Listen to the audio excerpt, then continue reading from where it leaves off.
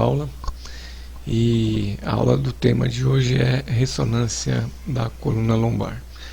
Tá? Esse é um exame aqui que é um exame muito realizado no serviço de ressonância, tá? Onde as suas maiores queixas ali são as dores lombares, as lombalgias, né, que são as dores localizadas, lombocetalgias, que são as dores que irradiam, tá? Irradiam para os membros inferiores.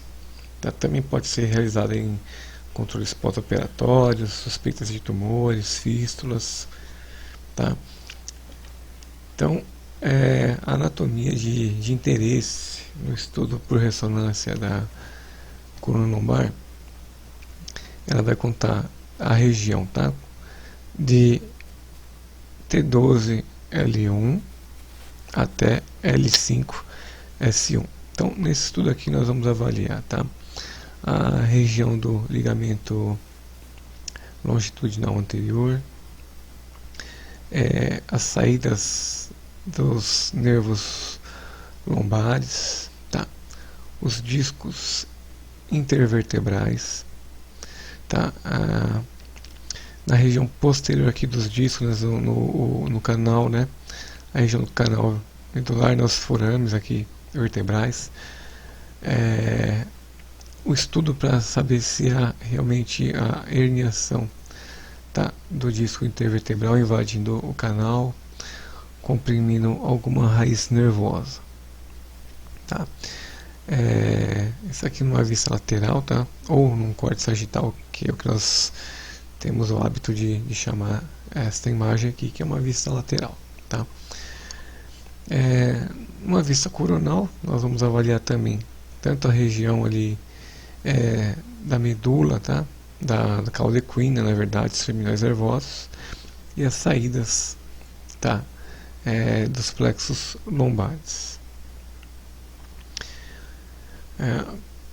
Numa vista axial, quando nós formos programar o exame, nós vamos nos separar os cortes axiais com essa imagem aqui, tá? Com fatias, né? Axiais. Onde nós temos o estudo, então, o anel, tá?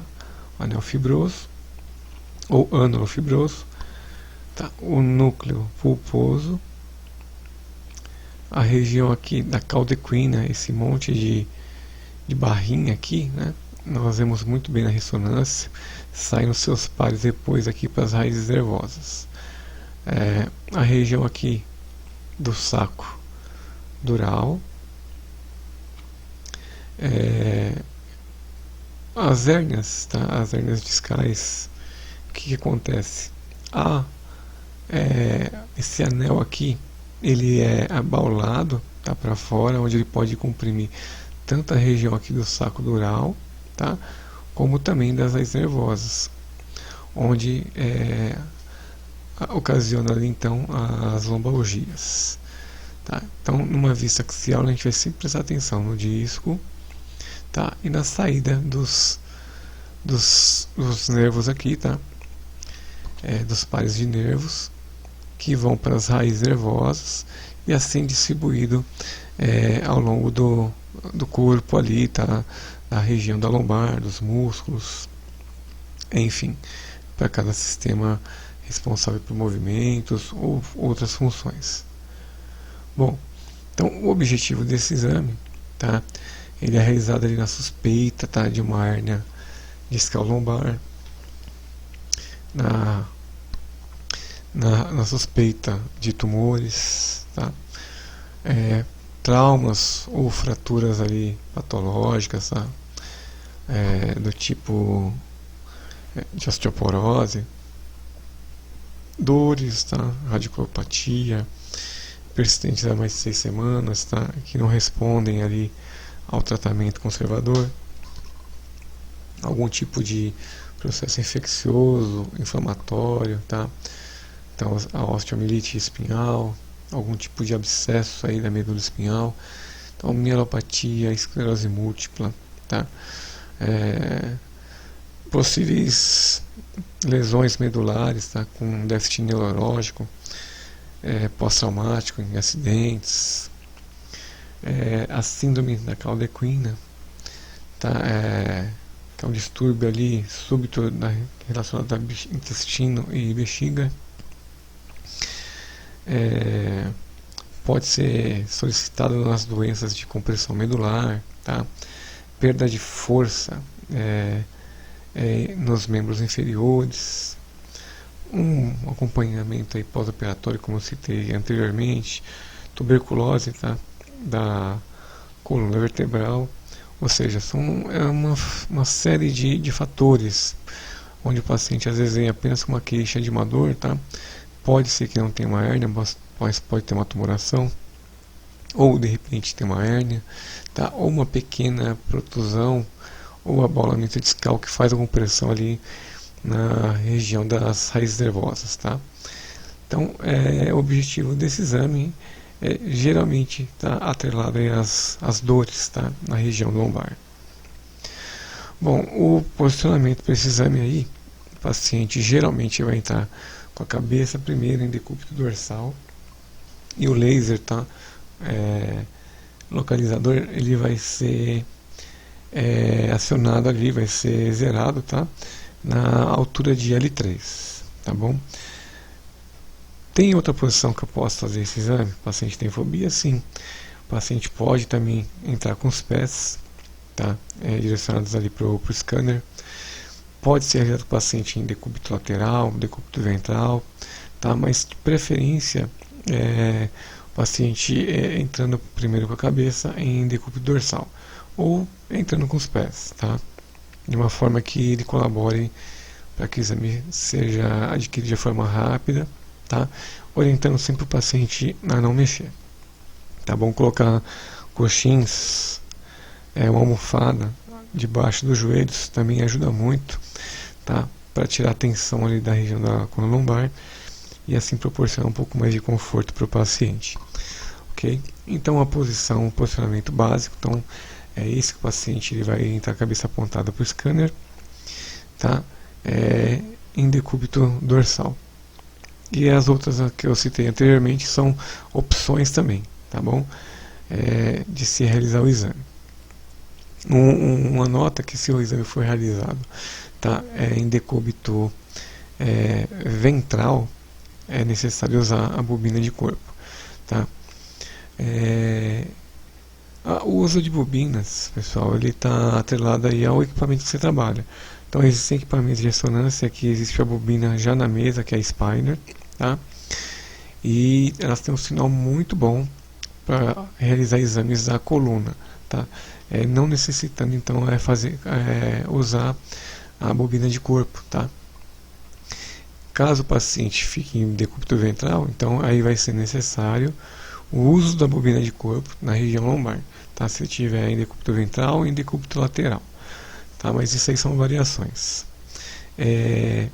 Outros equipamentos, tá? É necessário usar a bobina de corpo, tanto a de corpo quanto a da mesa, tá? Tanto uma bobina superior aqui quanto uma inferior, tá? Isso vai variar de equipamento para equipamento que você for trabalhar, ok? Então o mais importante é você entender como é realizado o exame, a melhor forma de fazê-lo, tá? E as variações que eu tenho para ajudar o paciente ali, ok? Vamos lá. Então, sequências básicas da ressonância da coluna lombar serão ali então, né? Vamos começar então pelo localizador de 3 planos para a gente poder dar início, tá, ao planejamento das sequências de rotina. Então nós temos um coronal steer especificamente utilizado na ressonância da coluna lombar. Temos, tá, o sagital T2 turbo spin echo, um sagital T1 turbo spin echo, tá, um sagital T2 steer, um axial, tá, T2 superior, englobando ali L4, né, até a T12 L1, tá, ou transição T12 L1 até a L4, e um bloco inferior, tá, também T2, fazendo a região ali da L4, L5, L5, S1, tá. Então coluna, tá, a coluna lombar são as sequências básicas de rotina, tá. não fazemos, geralmente o serviço não faz sequência T1 pré-contraste, tá? Sendo que o uso de contraste ele é realizado em poucas ocasiões da coluna lombar, tá? Num pós-operatório, num tumor, num tipo de uma fratura patológica, uma doença inflamatória, enfim. Mas o quadro de pedidos, tá? A lista de pedidos de coluna lombar geralmente é por dor. Bom, dizendo que a gente vai fazer então a injeção do contraste, faz então as prévias aqui, as sequências prévias, tá? E aí faz então a axial T1, tá? Superior, inferior pós-contraste, e o sagital T1, turbo espinheco, tá? FET7 pós-contraste, tanto os axiais quanto o sagital com saturação de gordura, tá? Posso colocar outras sequências? Existem outras sequências, sim, existem inúmeras outras sequências, tá? Tem sequências Dixon, tem sequências volumétricas aí, CIS ou Fiesta, quando tem algum tipo de tumoração ou uma imagem compressiva em determinado segmento da coluna, tá? Então essas são sequências avançadas, mas o básico que é feito em todo o serviço são essas aqui. Então quando nós fazemos o localizador 3 planos, tá? É uma imagem não sem muita resolução, tá? Que às vezes engana. Se você for olhar uma imagem dessa, vai achar que isso aqui é um tipo de lesão, e não é uma imagem só para você fazer o planejamento do exame, tá? Então nós temos o localizador dos 3 planos, coronal, sagital e axial, onde eu vou começar a ajustar os blocos de aquisição, tá? Para cada sequência. Então geralmente eu começo então pelo coronal, tá? T2 Steer. Então olha aqui, tá? O meu menu aqui, tá? O meu protocolo, então o meu scout, tá? Localizador de 3 planos. Aqui na barrinha lateral, tá? Esse aqui é um aparelho da Siemens, um Sempra de um Tesla e meio. Então eu tenho a minha sequência: coronal T2 Steer, sagital T2, sagital T1, T2 Steer. Aí eu tenho essa verificação aqui de alto alinhamento, tá? Onde vai ser meu contador de vértebras, tá? Tem os axiais T2 e superior, T2 e inferior, ok? Aqui é o tempo que cada sequência vai demorar para ser adquirida, tá? Desde que seja esse número aqui de cortes. Então o número de slices, tá? A espessura geralmente é de 5 mm, o distance factor aqui de 10%, tá? Que seria o gap da tomografia. O FOV, tá? O tamanho do FOV, a altura dele aqui é um FOV de 336 centímetros. Uma sequência T2 Steer, então ele já é um T2, já está acima de 2000, e o Steer, né, por utilizar esse tempo de inversão aí, para a gente anular o sinal da gordura, nós vamos ter um TR aqui de 3000, tá? Girando em torno de 2 minutos e 41 segundos para esse planejamento que eu fiz aqui. Então eu alinho o bloco, tá, na vista sagital e axial, tendo um corte, tá? Um planejamento que eu tenho uma imagem reta aqui, ó, que eu posso englobar num corte só toda a visão ali da medula espinhal. Obviamente essa lombar está um pouco retificada, então é mais fácil da gente ter essa imagem, tá? Mas em casos de lordose eu vou acompanhar esse plano da cauda equina, tá? Dos terminais nervosos aqui do canal medular. Ajusto o bloco um pouquinho à frente do corpo vertebral, passo ele um pouquinho aqui do processo espinhoso, ajusto o FOV, tá? 5, 4, 3, tá? Nível de L3 aqui, eu ajusto meu bloco, então tenho aqui, ó, 5, 4, 3, 2, 1, T12, T11, T10, tá? Então FOV que dá para englobar bastante anatomia aí das vértebras lombares e os finais das vértebras dorsais. Aqui é um paciente pequeno, tá? Então eu não diminuí aqui o tamanho do FOV, tá? Meu sinal ruído aqui, ó, ele está com 1.0, então acima de 90 já é um sinal bom, tá? Abaixo disso aí é um sinal ruidoso, ok? ok? Então se eu diminuir o FOV, esse sinal aqui também diminui, tá? Então é importante que eu esteja nessa média aqui de 1.0. Fiz o alinhamento aqui então do corte coronal na vista sagital, ok? Pego uma imagem axial e eu faço o que? Um corte coronal verdadeiro. Então eu tenho esses dois planos para ter uma imagem imagem coronal, tá? No próximo planejamento, então, eu vou planejar os sagitais, olhando que aqui, tá? Esse print aqui que eu peguei de um planejamento que eu fiz. Então eu tenho aqui o planejamento, tá, da lombar, e aqui eu tinha feito também a coluna torácica, tá? Então aqui eu já estou rodando aqui a sequência do coronal steer, e eu estou planejando aqui então os meus planos sagitais da coluna lombar. Então aqui estou planejando o T2. Isso aqui é a banda de saturação, tá? Ela é colocada à frente aqui das vértebras lombares, mais ou menos o espaço aqui da aorta, a bifurcação das ilíacas, ok? Para reduzir artefatos de movimento na coluna. Não pode deixar em cima do osso, porque onde ela tiver vai ficar preto, tá? Eu tenho aqui o FOV sagital, eu tenho então um FOV de 280, tá? Nessa dimensão longitudinal. Os cortes, tá? Os cortes aqui em T2, coloquei 16 cortes com uma distância, um fator de distância de 10%, tá? Entre cortes aqui. Então eu ajusto aqui meu FOV primeiro. Então 5, 4, 3, 2, 1, T12, tá? T11. Tenho aqui a lombar completa, ó, o centro do FOV aqui no canal medular, tá? Entre L3 e L4. O meu bloco aqui, ele tem que estar englobando, tá? Todo o corpo vertebral aqui, passando um pouco para que a gente possa pegar a saída das raízes nervosas, tá? Do plexo lombar. Então eu ajusto o FOV, ajusto meu bloco, ó, do centro de uma vértebra até o centro da outra. Uma coluna fácil aqui porque está reta, tá?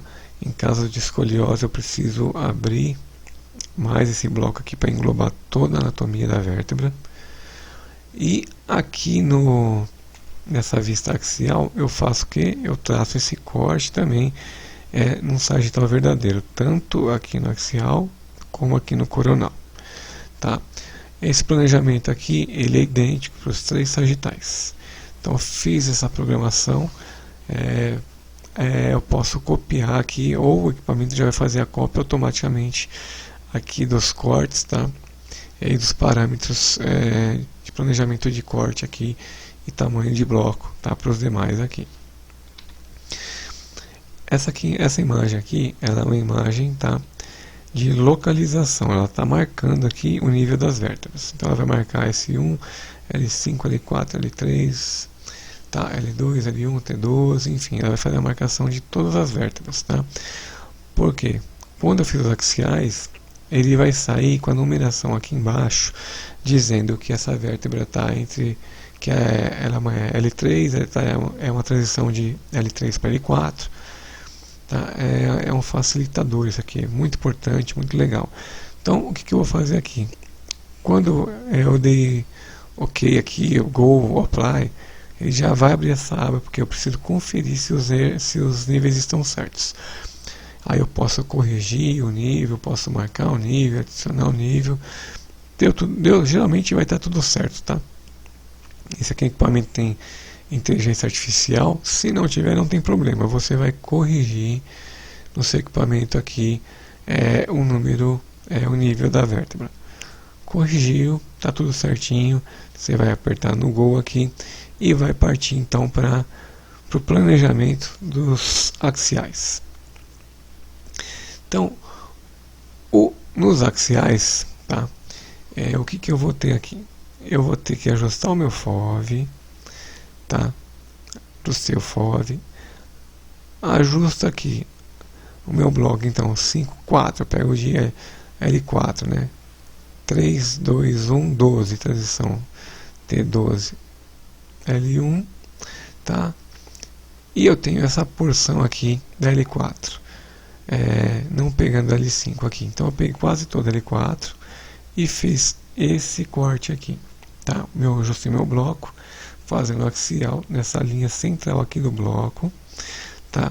Para que eu tenha cortes retos aqui das saídas das raízes nervosas.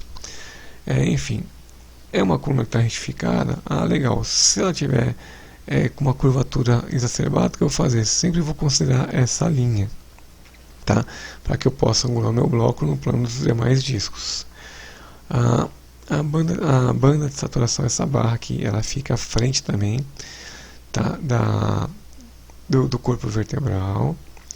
Eu alinho tanto aqui o meu planejamento do corte axial, como também aqui, tá? Então eu sigo esse plano aqui.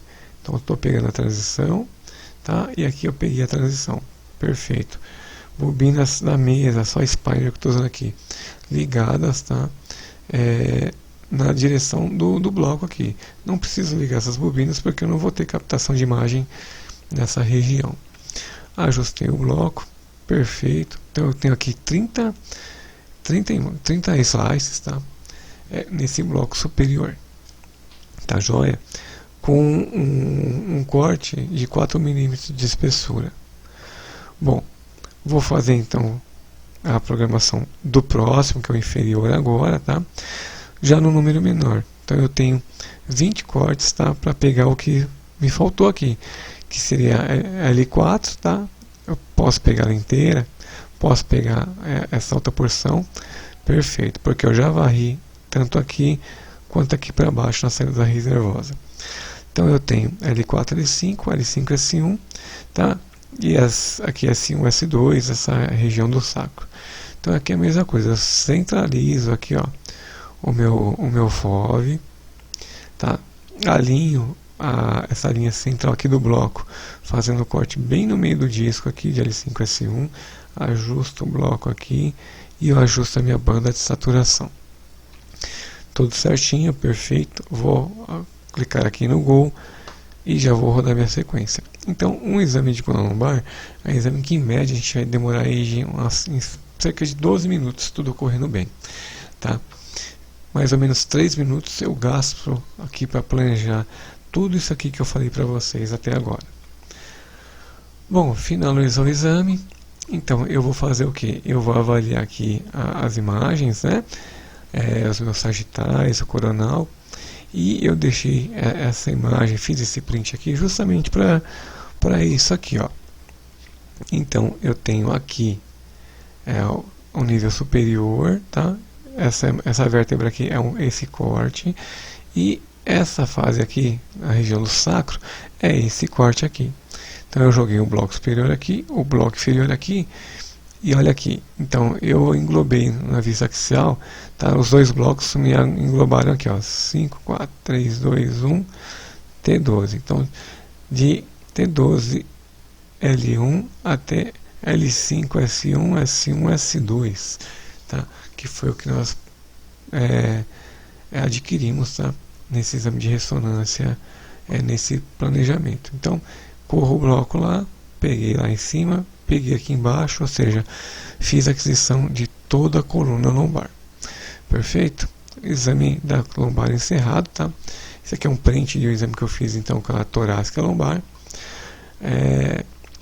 Enfim, por quê? É um detalhe, eu posso fazer exame de crânio junto com cervical, torácica, lombar? Sim, protocolos de neuroeixo, tá? Geralmente é crânio, cervical e torácica.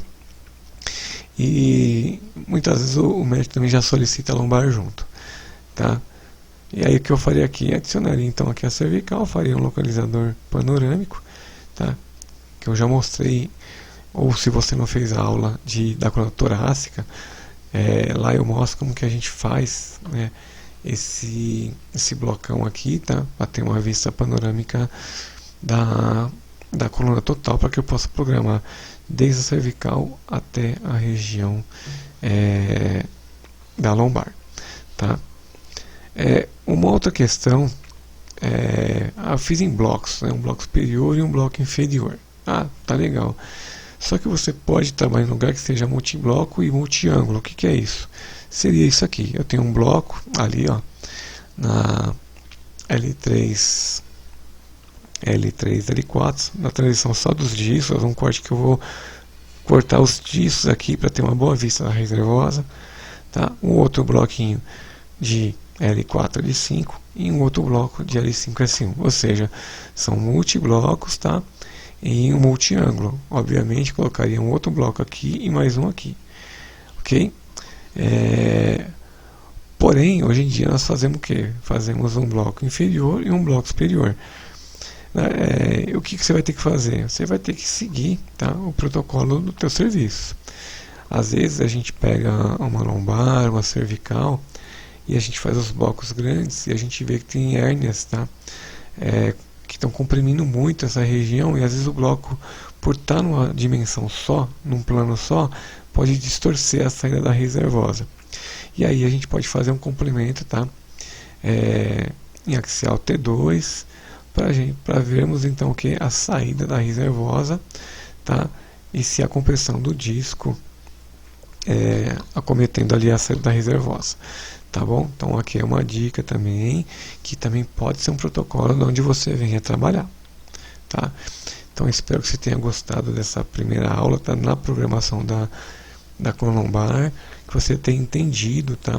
A forma de programação, tá? Tanto nos blocos superior e inferior, quanto se for multibloco, tá? E multiângulos. Pessoal, aguardo vocês na nossa próxima aula. Bons estudos e que Deus abençoe a todos.